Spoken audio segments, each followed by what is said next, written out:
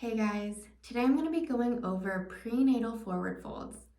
Forward folds are used very widely in yoga practices as transitions between downward facing dog and mountain pose.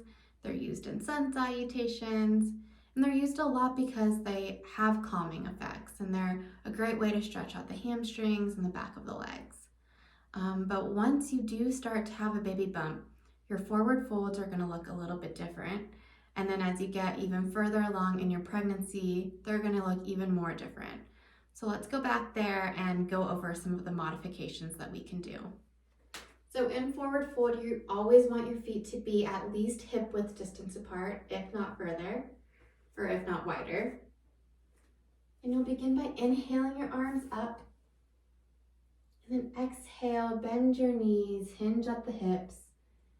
And maybe you bring your hands to your thighs. And maybe this is as far as you go today, especially if you're further along in your pregnancy. When you have a bigger bump, this might be as far as you can go without squishing your belly. If you can go a little bit further, maybe you grab 2 blocks, 2 stacks of books, or 2 water bottles. And this might be as far as you go today.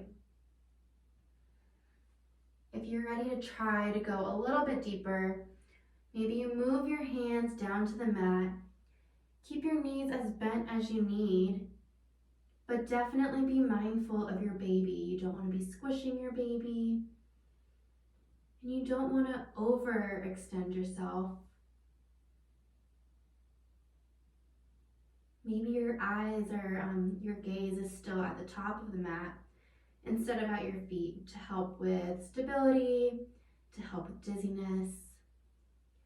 And when you're ready to come out of the pose, maybe you bring your hands back up to the blocks, back up to your thighs, bend your knees, and then inhale, come up to standing.